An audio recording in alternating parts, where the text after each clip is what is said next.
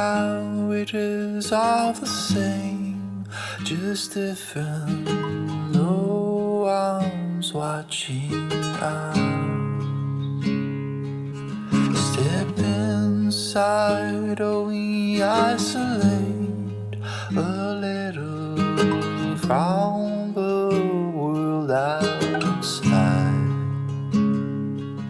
It goes on, no, it goes on, ways that you get to me grow strong. It goes on, no, it goes on, ways that you're new to me grow strong.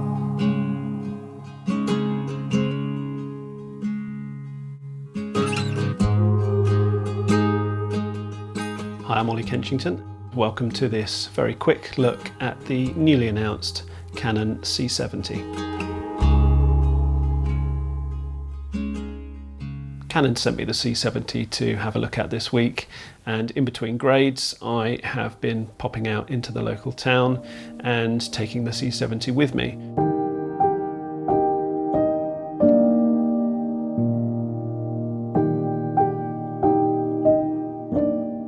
I know that there have been some people who have been quite vocal about the fact that they wanted Canon to introduce an RF mount version in their Cinema EOS range, and this is what the C70 is exactly. It's an RF mount, small, lightweight, cut-down version of a C300 Mark III. That sounds great to me, and it is in practice a great thing to have all of those nice things that make the C300 Mark III so wonderful to work with, particularly the sensor with its DGO, but in a smaller, lighter weight package. Yes, there's some compromises in terms of internal codecs and how you achieve some of the higher frame rates, but I think, you know, given the price, given the form factor, given the RF mount, I think they're all definitely worth those compromises, and it's a really nice camera to work with. Although I was nipping in and out in between different work that I was doing back in the studio, I did spend in total quite a few hours actually out with the camera, walking around, the whole time with my camera bag strapped over my shoulder and the camera in my hands, just walking around, capturing whatever I saw that was interesting, moving the camera, just shifting my weight from one foot to the other, you know, pushing in and pulling out from shots, all handheld, just with the built-in image stabilization turned on. I've always enjoyed filming handheld.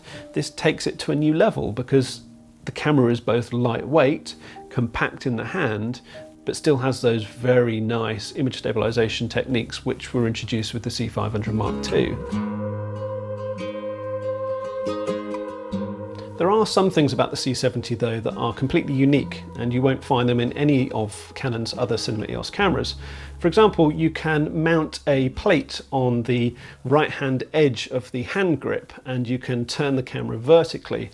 And you can in turn go into the menus and change the entire menu system on the screen to be 90 degrees or 270 degrees rotation, so that you can use the camera as a true vertical 9:16 capture device.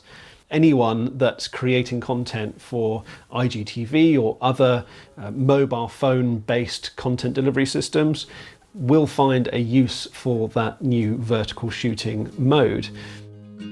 Another novel thing that's specific to the C70 is the touch LCD. This is something you might be familiar with Canon's more recent mirrorless cameras, but we've not seen it before on the Cinema EOS range.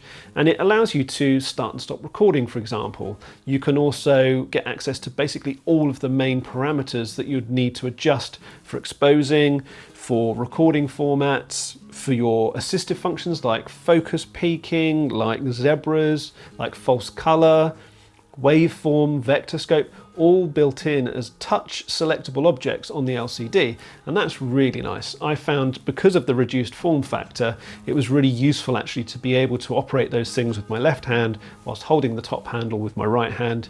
Triggering record in particular was very useful using the touch LCD. So there are some nice novel things that are just in the C70 which really, I think, make it stand out in the entire Cinema EOS range. I think a lot of people, and myself included, thought that the R5 would become that B cam to the C300 Mark III, for example. I still think it absolutely can be that, but with this is a proper C Cinema Series EOS camera, and so it has built-in NDs.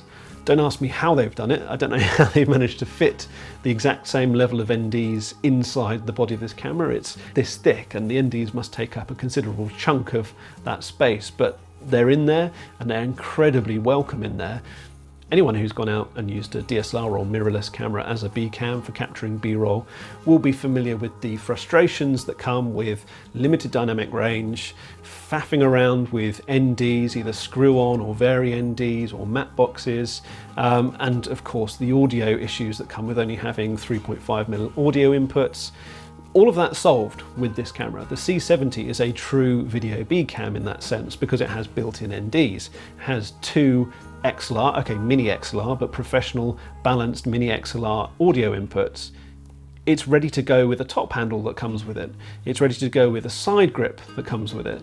It's kind of built up how I often build up my EOS R to work with as a video device, but without me having to build it up. It's just how it comes. It just makes far more sense as a B cam than, you know, a DSLR or a mirrorless. In a way, it seems silly. It almost does it a disservice to kind of call this just a middle ground B cam. There are going to be a lot of people who will find that this camera actually fits them as an A cam much better than anything else in Canon's range. I think it's stripped down, just the body. You can't help when you first notice it, but kind of feel like that's unusual. That doesn't look like what you expect a cinema EOS camera to look like. But once you've got it with the top handle, with the lens on, and you start using it in operation, it feels, and more importantly, looks, in terms of the final footage you get back, every bit as good as a cinema EOS camera.